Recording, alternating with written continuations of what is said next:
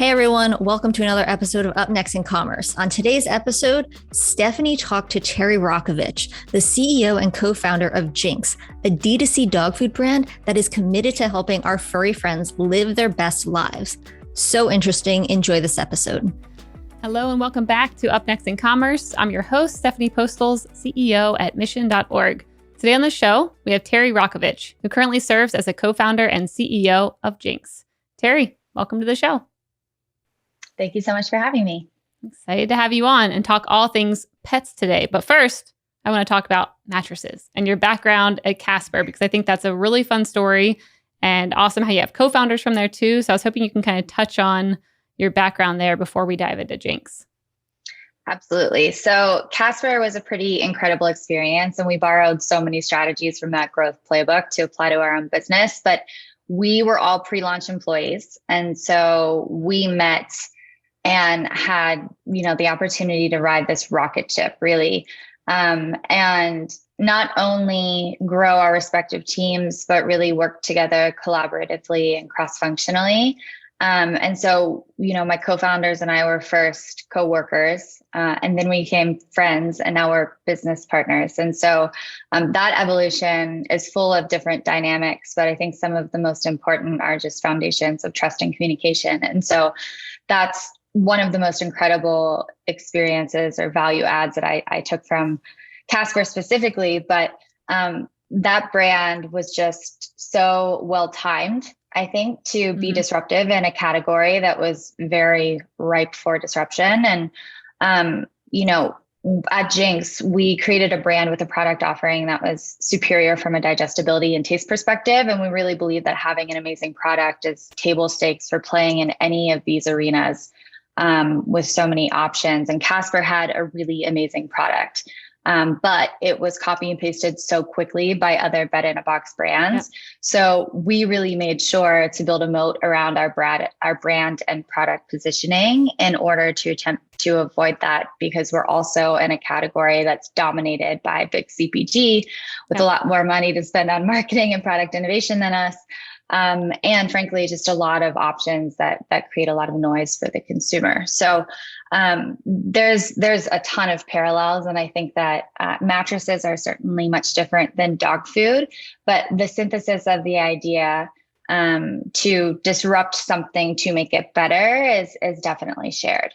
Yeah, I love that. So tell me a bit more about Jinx. First, whose idea was it, and what was the driving force behind making better dog food?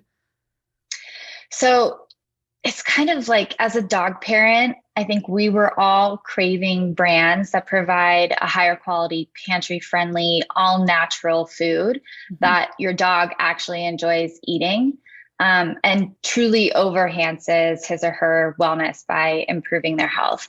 So our vision was to create a superior product that was shelf stable, and competitive to what exists in bags today, with multiple access points at a more attainable price point. So it sounds like a mouthful, but what we did was really broke down the experience from shopping and selection through lugging that bag home, and then also pouring it into likely another container, and then actually the feeding experience as well. And we tried to solve and optimize for all of those specific moments in time. And so we were pretty determined to solve for the hassle of buying dog food in the store, since it's so heavy, and getting it back to your home alongside other items is a task in itself.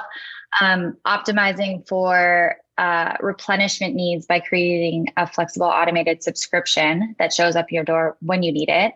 And then designing a diet that's just generally more appropriate for modern dogs, since the bulk of premium posture diets are packed with just an abundance of protein that moderately active dogs simply don't need. And if I may just unpack that a little bit more, when we were doing our initial research, we uncovered a pretty alarming stat that 56% of dogs in the US are clinically obese. And there's over 90 million domesticated dogs in the US, which leaves us with a lot of plump pups. So when a dog is receiving an over delivery of any one item like protein or fat, it typically stores as fat. And that, paired with limited exercise, presents a major health issue. So we really were focused on a nutrition philosophy that is much more appropriate for the majority of dogs that pet owners can relate to because they have them. And then also, again, trying to design a convenient digital shopping experience and delivery experience for dog parents resulted in where we are today. Yeah, I love that. So since you guys have launched, have you seen others popping up around you? Because I feel like, when thinking about building the moat, you could say, back when Casper was starting, they were building it by having a better product and convenience and all that. And then when you guys are starting, you have way better ingredients and, ease to be able to have it right to my doorstep. And like, do you see people popping up now where they're like, oh, I see what Jinx is doing. Like, okay, we can just start incorporating those same, ingredients as well, or the same marketing message. Like, what does the industry look like right now? The short answer is yes, but there's not so many that it's not manageable or completely threatening. And I think at the end of the day, we're all trying to launch independent, privately held brands to compete against big CPG. And so I actually think if we rally together, we can create some real momentum and drive significance in terms of collectively assuming some of the market share that's open within the category. But I would say that the subscription commerce landscape, as it relates to dog food, is dominated by fresh. And so we're often compared to fresh formats, but we are dry format, we're shelf stable. We provide clean label products across a core diet or a base diet, and then also some adjacent categories. So treats, dental chews, and toppers. Toppers are like meal enhancement tools. But by creating an offering that's available first through DTC and then through retail partnerships, we are differentiated in the fact that we have something that can very easily scale into retail, something that you can sign up for in a replenishment program, and then opt into loyalty programming that really rewards you for continued purchase behavior. And then also there's no real kind of customization component to our diet. We have really formulated something that is appropriate for modern dogs of all breeds, ages, and sizes. And so with that, and because there's no kind of tailoring to really specific conditions, the diet is really accessible to the majority of the market. And in that sense, it just allows for wider distribution and quicker distribution. Yep, got it. So I want to talk a bit about your retail partnerships, because I heard maybe in the early days, you had a partnership with a specialty pet food store. And then during the pandemic, it went out of business. And then you said you basically had to like scrap your entire go-to-market playbook and do something completely different. But then now I know you guys are in Petco. So I want to hear about, that waterfall experience, because it sounds intense being like, here's what we're doing. And now we're not doing that. And now we're going to go try this again. Like, tell me about those pivots. Absolutely. So if I take a step back, the timeline is pretty crazy in the sense that we really worked on the formation stages of the business in 2019. We were prepped and ready to soft launch at the top of 2020. We launched the website very quietly and made sure it was working and people were getting their food and they were happy with the delivery experience and the feeding experience. And then we were really getting ready to step on a larger stage and announce our launch when the pandemic really was at its height and the political arena was heating up. And so there wasn't really a moment that felt appropriate to launch this announcement of a new dog food brand coming into the category through a DTC model. And so we had assembled and lined up our first retail partnership. And because it was regional specialty and because they were forced to shut their doors indefinitely, we really just disassembled that contract. And I mean, we were so far along that our food was in their fulfillment centers, their staff was trained. We had committed to co-marketing efforts and initiatives. And we really had to just scrap it and pivot. And so the immediate solve was to look through digital partnership activation and do things with brands that were like-minded, had shared values, and just generally were kind of chasing the same customer base that we were. And then as we thought about wholesale beyond that, we really became a right partner for brands that were basically scaling their assortment through e-commerce because so much purchase activity had shifted online. And with that, we got the opportunity to partner with Petco. we launched with Petco, and it would have been the fall of 2020. And then that partnership in itself unlocked several others. And so we were the exclusive food partner for Rover.com, and they've obviously got a huge base of pet parents. And then we went into Bloomingdale's.com. It opened the doors to Target.com and then eventually Target stores. And so we're continuing to really stand up these retail partnerships for wider distribution.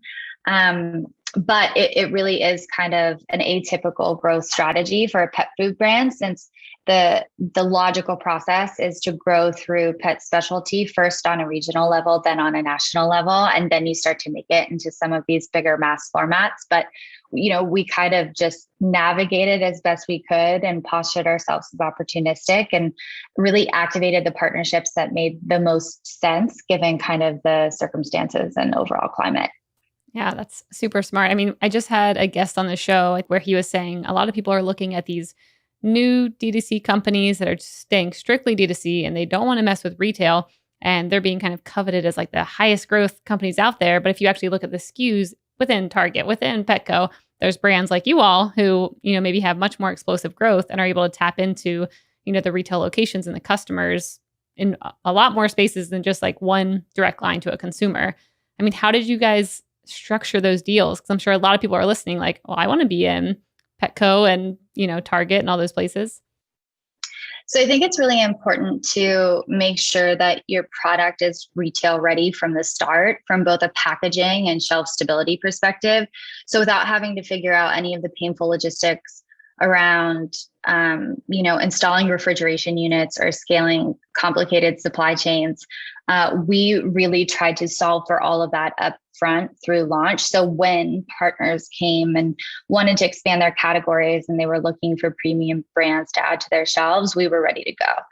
And, I think Casper unlocked growth through retail a few years after launching, and we knew it would become a growth asset much earlier in our timeline, since the bulk of purchasing still happens in stores. And so we've really just designed to accommodate for that. And specifically as it relates to the negotiations, I mean, wholesale has a pretty tight margin, and that's kind of built into vendor agreements. I think what we fought really hard for was marketing support and also real estate in store. So instead of just being in line in aisle, we really wanted to pop or be given some real estate where we could really kind of share our brand story or our product value proposition, because we are new, and without having heard of us, like, how do you win at the shelf without some type of dialogue or voiceover or marketing collateral? So that's what we really fought for through vendor agreements and negotiations.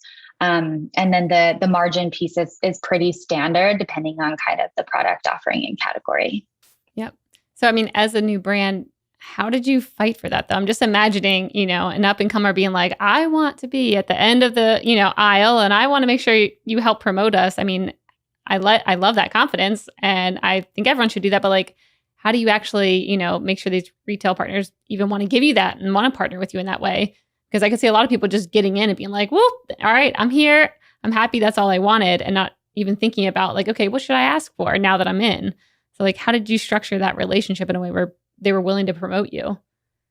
Well, I think the reason we even, had the opportunity to host those conversations was because we were an interesting brand based on how we look, how we sound, how we feel, and really because of the customer that we are targeting, which is kind of this affluent millennial dog parent. And so I think that there is definitely some hunger from larger mass brands to partner with smaller, cooler brands to kind of bring some freshness to various categories. I think Target specifically has done it with a couple of direct-to-consumer brands, and really found a lot of success with it. So we were trying to use that same formula and really kind of catch some of the momentum from brands that have come before us outside of the pet food category, to think about, some of the cool things that we could do to promote the retail partnership, and doing that through marketing and influencership. And advocacy was really kind of what we pitched as being the supporting mechanism to make the partnership successful. Got it. What were some of the brands that you were looking at and maybe taking some from their playbook of like, oh, I really like this in-person experience that they did, or, this marketing campaign that I saw? Like, was there anyone that you were watching and kind of maybe playing after? So Casper had expanded its first retail partnership through Target. And so we had full insider, visibility into that playbook. And because, my team was responsible for actually standing up and executing the geo-targeted media efforts, we knew what was successful and what worked and what was not so successful. So we really kind of started with focusing our dollars on store activation across the 400 plus stores that we launched in. But I would just generally say, like, Harry's was another brand that had built a really significant direct-to-consumer business and then popped through store formats, IRL store formats with a really big presence. I think some of the other brands were, another razor brand was Flamingo. We saw Lola, the tampon brand, launch. And then most recently, Roe of Roman launched in Walmart, and they had a pretty incredible launch plan because they went from 0 to 3,000 or 4,000 doors. And so it's like you see these digitally native brands across industries or across categories, kind of doing different things, but really having these I think significant marquee launch moments.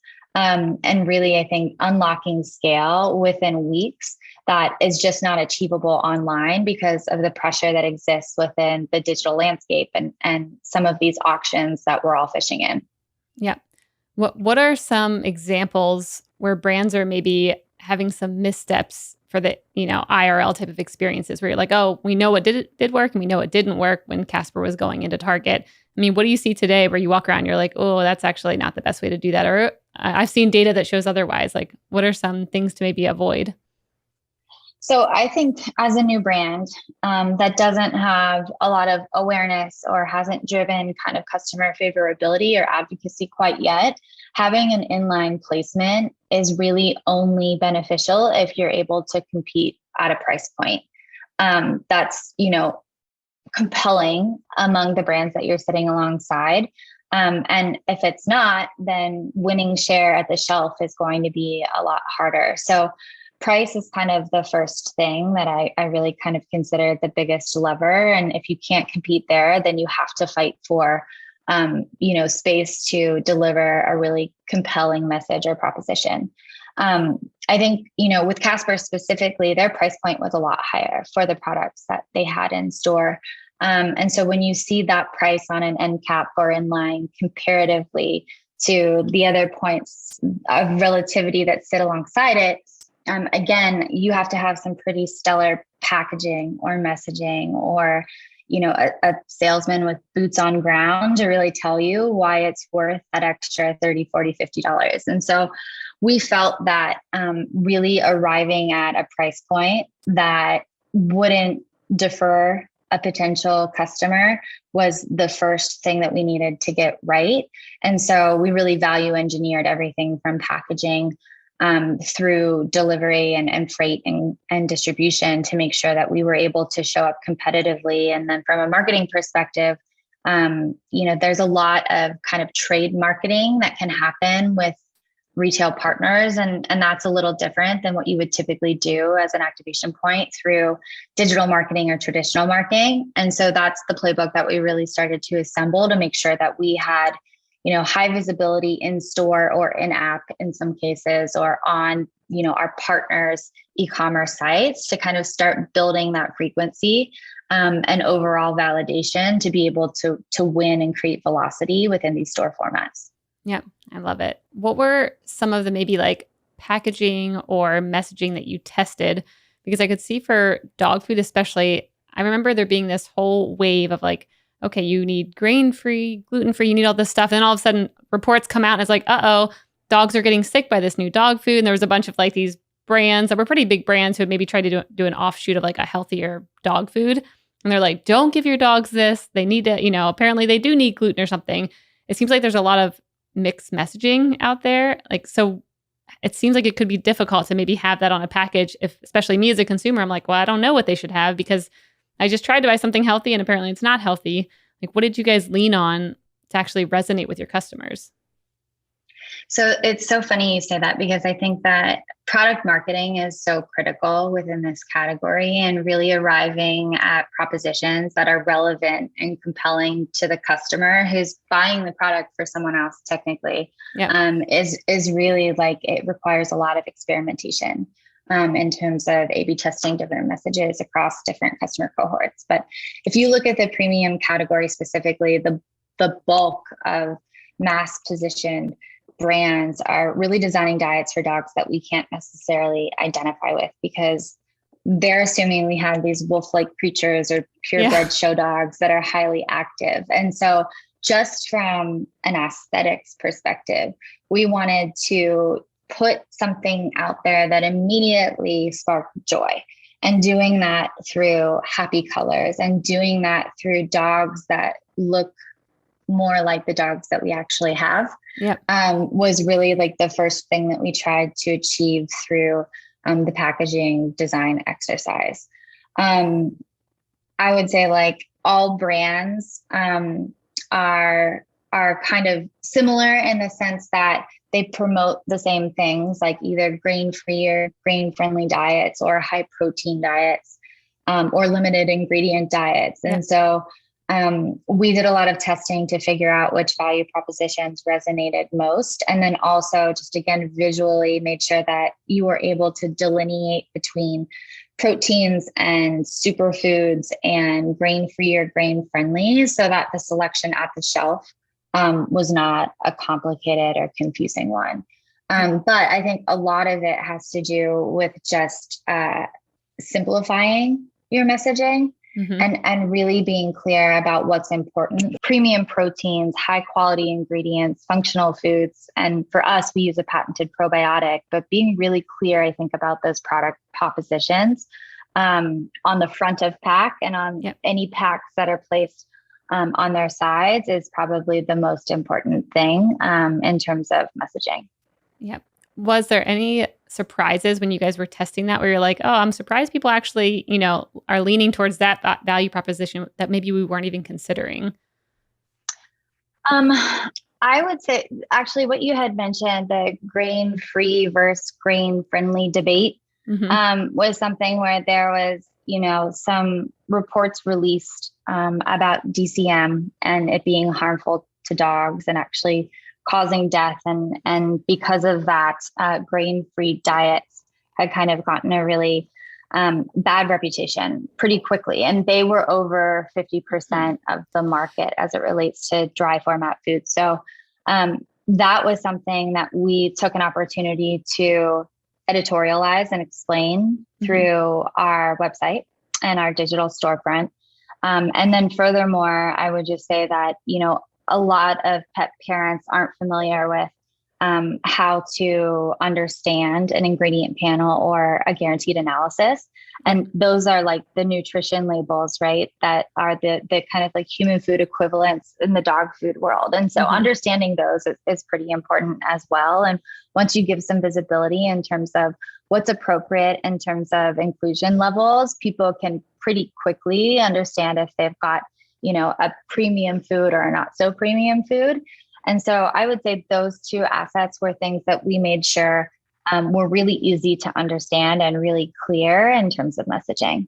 Yep, that's great. I mean, I always looked at those labels and it's like, 90% protein. I'm like, great. I guess 90 is close to 100. Maybe that's great. Oh, is that too much? I don't know. And then even thinking about, misconceptions around what should an animal be eating. There's been times when I've seen, like, oh, bison dog food. And in my head, I'm like, well, if my dog couldn't even attack a bison, why should it be eating something that big? Like, I don't know, maybe it should be eating like a salmon or something it could actually get in the wild, even though my dog's not in the wild. But it seems like things that a lot of people never really have thought about. And they just kind of like, bought the food and never really thought too in depth until now when people are actually starting to think like, well, should they even be having that? And is that good for them? Totally. Yeah. I think that there's some really interesting novel proteins. I think at the end of the day, again, like simple is better. And so when you think about the food pyramid for humans, and then you kind of take it a step further and think about it for dogs, it's like whole foods and functional foods should really make up the majority of their diet. And then as it relates to proteins, or the number one ingredient, which is kind of the bulk of the diet, it's like the 5 first ingredients listed in a panel really make up the majority of that food. But protein should be lean and easy to process in nature. So when you think about some of these novel proteins, they're not as opposed to something that is easier on the digestive system, like a lean fish or a lean poultry item. Cool. So when I was looking at, how we can order Jinx, I saw it kind of everywhere. Like you said, you're in Petco. I can get it from your website. I think, get it from Postmates. How do you think about the strategy of kind of being everywhere? At least when I was looking around, it seemed like I could get you in a lot of places. Our primary business is done through our website. So it's thinkjinx.com. And the retail partners that are currently active are petco.com, bloomingdales.com, rover.com, target.com. And then we're also in Target stores. And so we're in a lot of places. We're going to be in a lot more in the next 7 months. And so we've got a really big retail partnership launching in Q1 of 2022. And then we're continuing to figure out the online distribution strategy outside of thinkjinx.com. But really part of the original thesis was to create a better brand that was available through many access points. And we know that pet parents come in all shapes and sizes, and some prefer to buy in store and some prefer to have it show up at their door every 4 weeks. And so we're trying to accommodate the bulk of those use cases.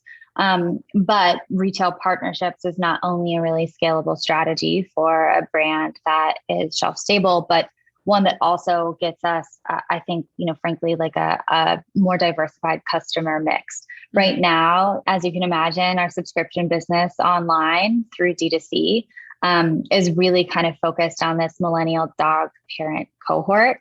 And so when we start to show up in different store formats, specifically physical store formats, I think that profile is going to start to change. And then it really opens us up from an addressable market perspective.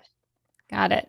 What's keeping you guys from moving onto Amazon? Is it because it's harder to sell your value props there and kind of teach your new customers on why you're maybe better than a Rachel Ray Nutrish who all, says limited ingredients, but like, are they? I don't know. Like, or are there other factors on why you don't really want to be selling on Amazon? There are other factors. I think the most prominent one is probably you have to pay to play. And it's not just kind of the margin structure based on if you're like a 1P or 3P retailer. You typically, as a new brand with that much awareness or recall, you have to, participate in their monetization platform and really kind of buy impressions to make sure that you're showing up for relevant searches outside of like anything that would be considered branded that you would organically show up for in terms of search results. So because, there's a real kind of cost component to being able to create real volume and velocity, specifically within the Amazon marketplace, we've avoided it so far. Yeah, got it. So the other thing I wanted to touch on was your partnerships, because you guys have really unique ones around. I think you partnered with Berries and you did like a Valentine's Day one. And I want to hear a bit about, who is coming up with what's a good partnership and how's it going to perform and also be fun for, our customers. So, we just have a long list of brands that we adore.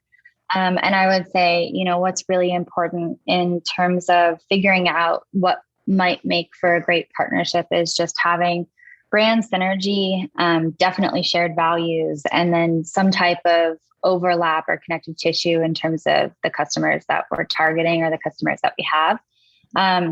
The partnership with Berries was a really fun one because I think, for those that work out, we were all trying to figure out what that looked like in 2020 and how to create space to do yoga or, any type of weight training or boxing or whatever you're into, right? And so I know in my case, if I try to do anything and I shut the door, my dogs would bark. And if I let them in, they would be fully disruptive in terms of my like workout program and even having 30 minutes to myself to like stretch and do some yoga or some Pilates. And so when we were talking to Berries, we had originally started at like some type of sponsored email. And then, we had kind of started to unpack what something virtual could look like in the form of experience if you were to figure out how to incorporate your dog into your workout without, going hiking or running outside. And so we designed a workout program. We opened it up to 2 classes, one for press and one for customers, where you're doing a series of workout moves in a small space in your home. And you can also use your dog as an asset. Like how? Give me an example. What would I be doing with my dog? So I have a 45-pound dog, and then I have an 85-pound dog. So my 45-pound dog, I was able to pick up and do some squats with and some lunges with. My 85-pound dog kind of like sat there and jealously watched us. But that was the one that I was able to participate in. People with smaller dogs were also kind of using their dogs as basically as weights. And then I think the majority of people just had their dogs really like, sitting on their mat or sitting under their feet and becoming like an obstruction for them, like actually doing a successful workout. But I think the point was that, we were trying to kind of get creative and solve for some of the pain points that we were all forced to kind of endure as we tried to figure out like how to make our lives normal in 2020. And so that one was probably one of the more fun things that we thought of bringing into the wellness category through this kind of like human and dog bond component. Yeah, I can see a lot of fun engagement and pictures coming from that. Were you able to maybe capitalize on that excitement even after the event and kind of keep the conversation going and keep that maybe mini community that was just built continuing to talk? Or what did that look like after the fact? Yeah, I mean, the live events, I think, were the highlight of the partnership, but we certainly participated in other touch points. So there was some sponsored emails. And then, of course, we promoted that content across social to both of our customer bases. And so, because I would say almost half of their population are pet parents, it was actually a really successful partnership in initiating new customer acquisition because there were so many relevant people that I think just had this experience that truly resonated with them. Yeah, I love it. So you're betting big on retail. You're betting big on IRL experiences. You're still, of course, doing all things digital. What maybe new things are you guys trying out or testing that you don't know if it'll work or not, but you're trying it out for the next year or two? So one thing that we just did on a small scale that we're planning on implementing on a bigger scale is doggie billboards. And so these are quite literally doggie level advertising assets that we posted in dog parks or highly frequented dog areas. Wow, that's great. And so, I mean, truly, it's a billboard that you could pick up. Yeah. But if you kind of photograph it properly, it looks like a marquee billboard that you would see on Sunset Boulevard in LA. And so we posted those. We actually had them scented so they would attract dogs. And then we kind of filmed it from afar just to see what the interaction looked like. But it was viral. It was a hit. I think, people who were there to experience them in person or people that saw the content online really got a kick of kind of this activation that we did under this direct to dog marketing umbrella. And so that and other kind of just clever marketing tactics are really what we're thinking about funding as we close out the year and then also march into 2022 with larger marketing budgets and then also some marketing strategies that are really designed to support some new retail partners. Oh, I love that. Yeah, I was actually thinking earlier when you were talking about the workout stuff with berries, I'm like, oh, what if there's a little screen off to the side that distracted your dog and just had maybe a cat running around and kept them away from me so my dog wouldn't just sit there and lick my arm the entire time while I'm working out. But billboards, even more genius. I love that. All right, well, let's move over to the lightning round. The lightning round is brought to you by Salesforce Commerce Cloud. This is where I ask you a question and you have a minute or less to answer. Are you ready, Terri? I'm ready. Let's do it. Okay. First, have you ever tasted any of your Jinx recipes? I have, and we just launched some of that content on TikTok. We actually did taste testing of all of our treats. So there's 3 soft jerky treats and 2 plant-based biscuits. Myself and 2 of my colleagues did a taste test and we're launching all of that content on our TikTok. That's great. Well, can you give us intel on what's your favorite? And did it actually taste good? Yeah. So the biscuits were dry, but my favorite was the peanut butter and blueberry. It truly tasted like a dry peanut butter cracker. And then the jerkies, while they smell really delicious, they almost smell like human beef jerky. Those were a little too intense for me. That's great. I can't wait to see that content. What's the best piece of business advice you've ever received? I would say that unpacking the difference between force versus power is something that I was encouraged to explore as I was just navigating this kind of upwards trajectory in my career and building big teams and figuring how to work with complicated personalities on the leadership level. Mm-hmm. And so, managing by influence versus force or power is something that I was really kind of challenged to consider and figure out how to work that into my style.